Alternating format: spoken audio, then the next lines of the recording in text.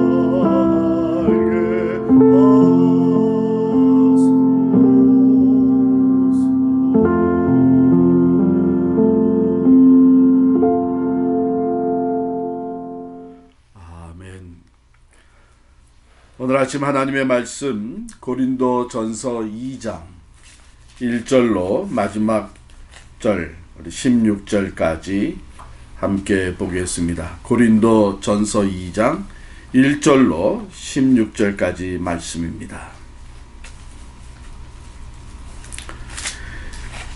이제 우리 함께 읽겠습니다. 형제들아, 내가 너희에게 나아가 하나님의 증거를 전할 때에 말과 지혜의 아름다운 것으로 아니하였나니 내가 너희 중에서 예수 그리스도와 그가 십자가에 못 박히신 것 외에는 아무것도 알지 아니하기로 작정하였음이라. 내가 너희 가운데 거할 때에 약하고 두려워하고 심히 떨었노라. 내 말과 내 전도함이 설득력 있는 지혜의 말로 하지 아니하고 다만 성령의 나타나심과 능력으로 하여 너희 믿음이 사람의 지혜에 있지 아니하고 다만 하나님의 능력에 있게 하려 하였노라. 그러나 우리가 온전한 자들 중에서는 지혜를 말하노니 이는 이 세상의 지혜가 아니요 또 이 세상에서 없어질 통치자들의 지혜도 아니요 오직 은밀한 가운데 있는 하나님의 지혜를 말하는 것으로서 곧 감추어졌던 것인데 하나님이 우리의 영광을 위하여 만세전에 미리 정하신 것이라. 이 지혜는 이 세대의 통치자들이 한 사람도 알지 못하였나니 만일 알았더라면 영광의 주를 십자가에 못 박지 아니하였으리라. 기록된 바 하나님이 자기를 사랑하는 자들을 위하여 예비하신 모든 것은 눈으로 보지 못하고 귀로 듣지 못하고 사람의 마음으로 생각하지도 못하였다 함과 같으니라. 오직 하나님이 성령으로 이것을 우리에게 보이셨으니 성령은 모든 것 곧 하나님의 깊은 것까지도 통달하시느니라. 사람의 일을 사람의 속에 있는 영 외에 누가 알리요? 이와 같이 하나님의 일도 하나님의 영 외에는 아무도 알지 못하느니라. 우리가 세상의 영을 받지 아니하고 오직 하나님으로부터 온 영을 받았으니 이는 우리로 하여금 하나님께서 우리에게 은혜로 주신 것들을 알게 하려 하심이라. 우리가 이것을 말하거니와 사람의 지혜가 가르친 말로 아니하고 오직 성령께서 가르치신 것으로 하니 영적인 일은 영적인 것으로 분별하느니라. 육에 속한 사람은 하나님의 성령의 일들을 받지 아니하나니 이는 그것들이 그에게는 어리석게 보이며 또 그는 그것들을 알 수도 없나니 그러한 일은 영적으로 분별되기 때문이라. 신령한 자는 모든 것을 판단하나 자기는 아무에게도 판단을 받지 아니하느니라. 누가 주의 마음을 알아서 주를 가르치겠느냐? 그러나 우리가 그리스도의 마음을 가졌느니라. 아멘. 기도하겠습니다. 좋으신 하나님, 하나님께서 우리에게 베풀어 주신 놀라운 은혜와 사랑에 진심으로 감사를 드립니다.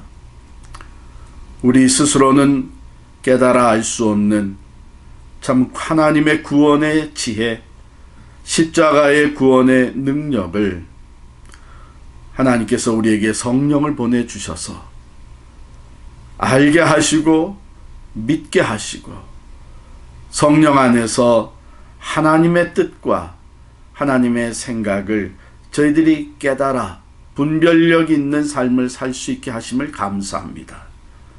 그러나 하나님, 우리는 여전히 부족하오니 오늘 주시는 말씀을 통해 저희가 더욱더 영의 사람으로 자라갈 수 있도록 도와주옵소서.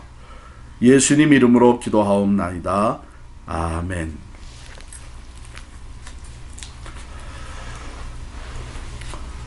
사도 바울은 어제에 이어서 계속해서 하나님의 지혜와 사람의 지혜, 세상의 지혜를 비교해서 우리에게 말씀을 전하고 있습니다. 오늘 이 말씀에는 어쩌면은 사도 바울이 이 고린도에 오기 전에 있었던 일을 잠깐 우리가 기억을 되살려 봄으로써 더 잘 이해를 할 수 있게 되는데요. 바울은 복음을 전하는 일을, 이 사명을 감당하면서 이 고린도에 오기 전에 그리스 아데네에서 복음을 전했었습니다. 사도행전에 보면 그 아데네에서 예수 그리스도의 십자가와 부활의 복음을 전할 때에 사도 바울의 그 접근 방법이 조금 달랐습니다. 바울은 그곳에서 아데네에 있는 많은 신들을 보고 또 이 그리스 아데네에 수많은 철학자들이 살고 있고 이 히랍 사람들은 세상 지식과 지혜와 철학을 매우 사모하고 또 이미 많이 깨우치고 있었던 사람이라는 것을 의식한 것 같습니다. 그래서 바울은 그 아데네에서 복음을 전할 때에 다른 곳과는 달리 매우 철학적인 어프로치를 했습니다. 그래서 여러분께 사도행전을 읽어보면 아시게 되는데, 그러나 아데네에서 어떻게 보면 바울은 다른 데서보다 예상하지 못했던, 어쩌면은 실패를 했습니다. 기대한 만큼의 반응을 얻지 못했고 열매를 얻지를 못했어요.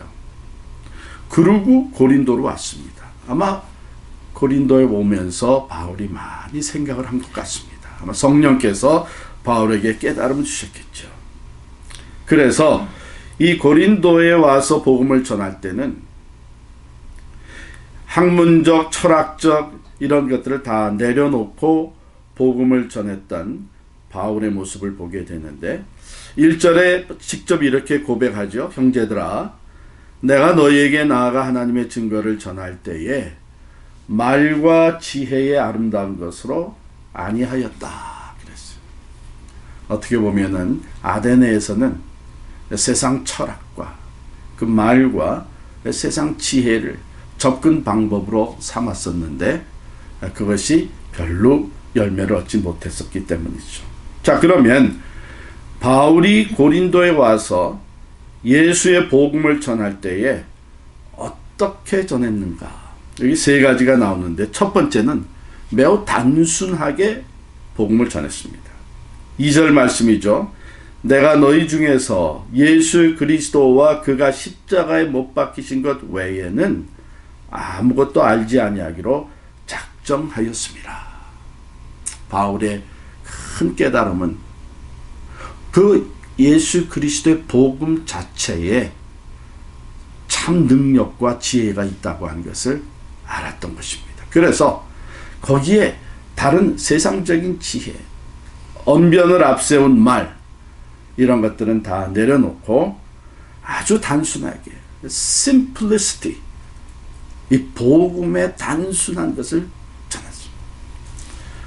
그래서 예수 그리스도의 십자가, 예수 그리스도와 그가 십자가에 못 박히신 것, 그 온 인류를 위해서 화목의 제물이 되신 것을 굉장히 간단 명료하고 확신 있게 전파를 했다는 것이죠.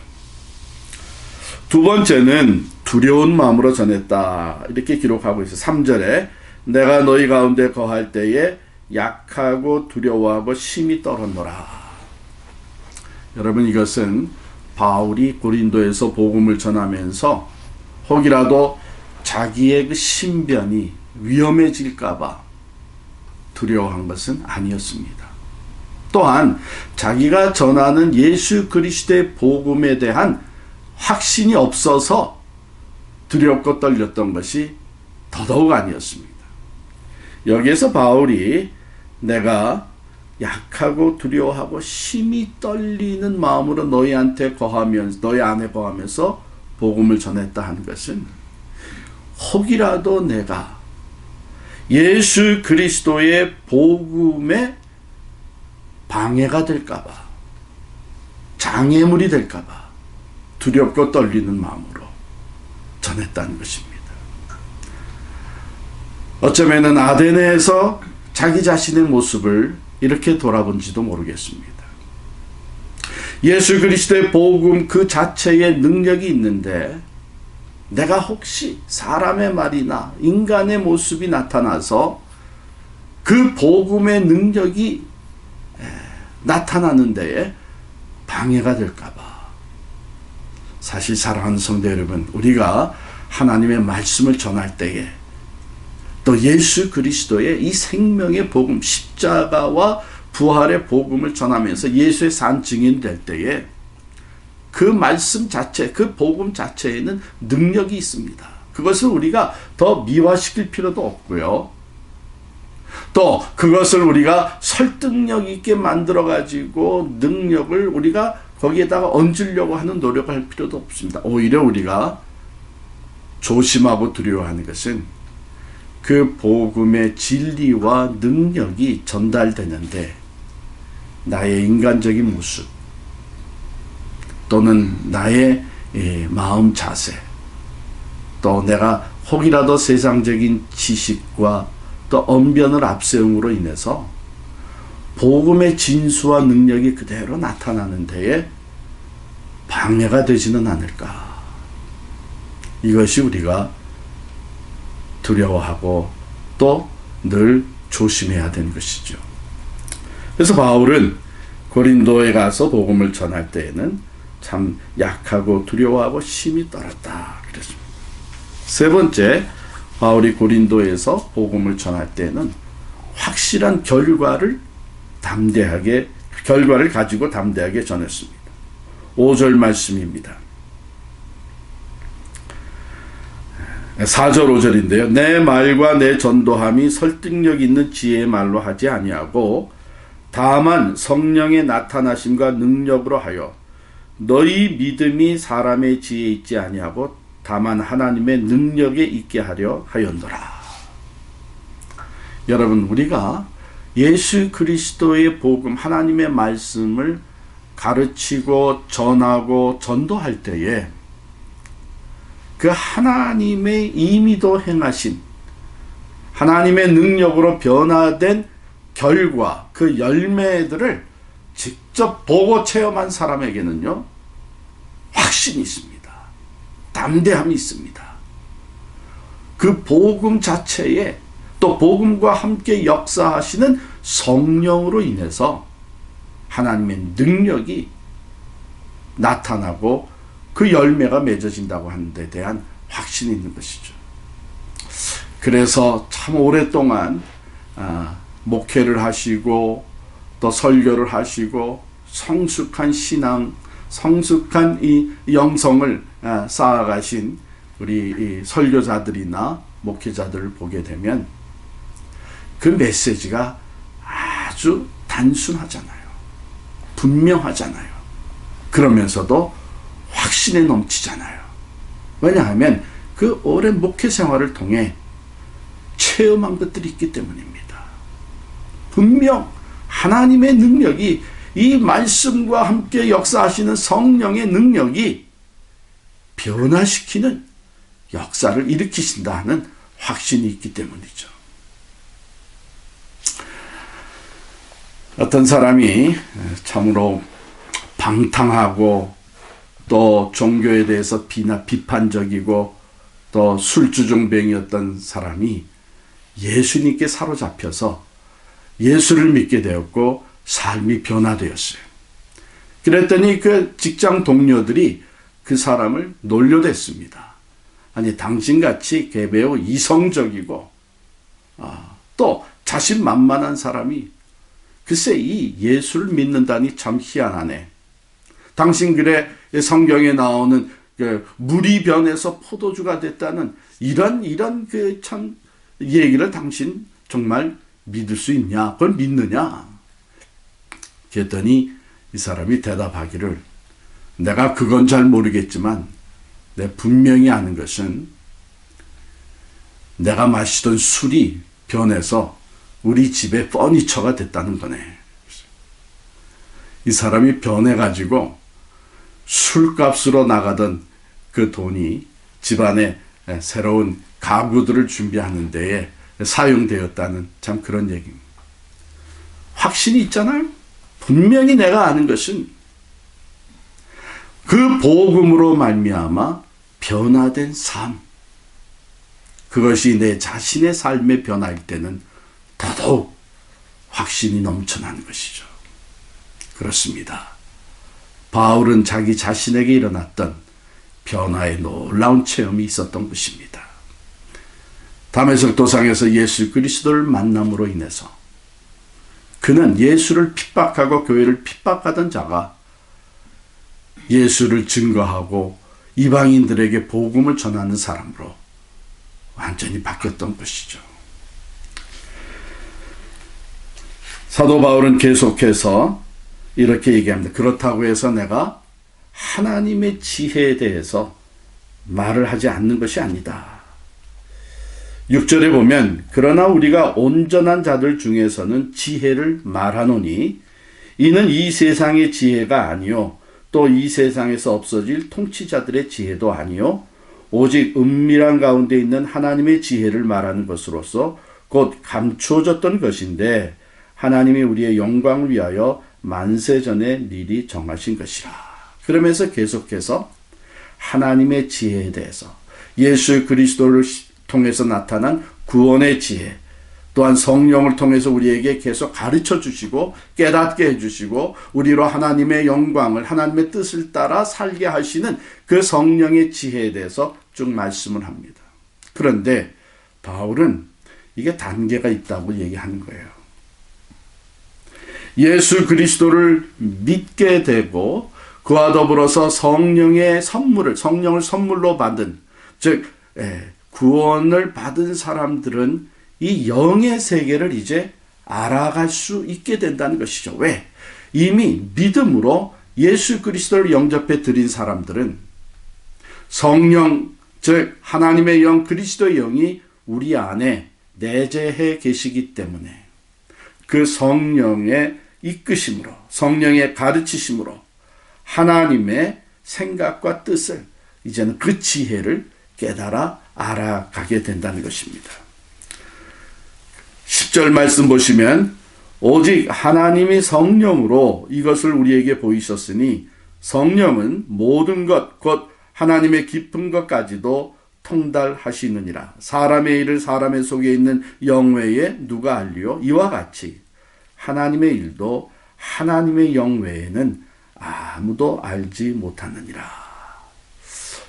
참 감사한 것은 우리 사람의 지혜, 세상의 지혜로 깨달을 수 없는 구원의 그 지혜, 또 하나님의 뜻, 우리가 이해할 수 없는 하나님의 말씀, 하나님의 다스림, 하나님의 세계, 이런 것을 분별하고 육에 속한 사람이 아니라 영에 속한 사람으로 계속 성장해 갈 수 있도록 하나님 우리를 구원해 주실 뿐만 아니라 우리에게 성령을 선물로 주신 것입니다.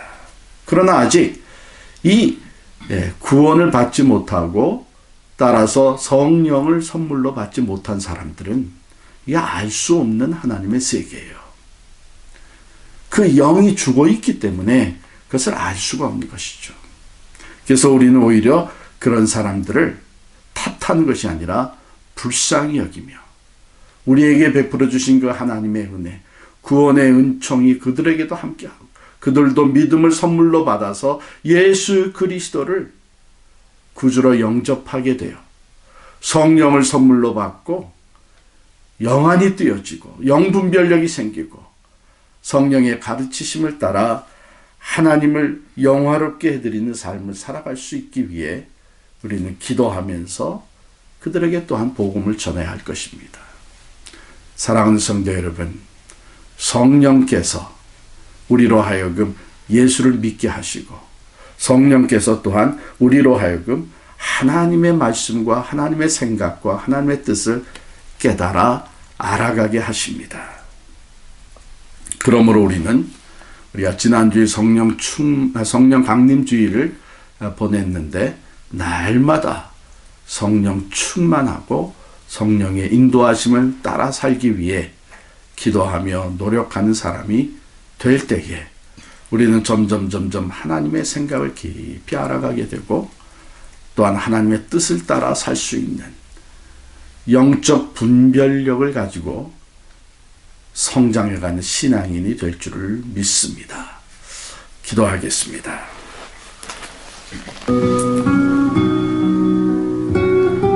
하나님 감사합니다. 세상의 모든 지혜를 다 동원해도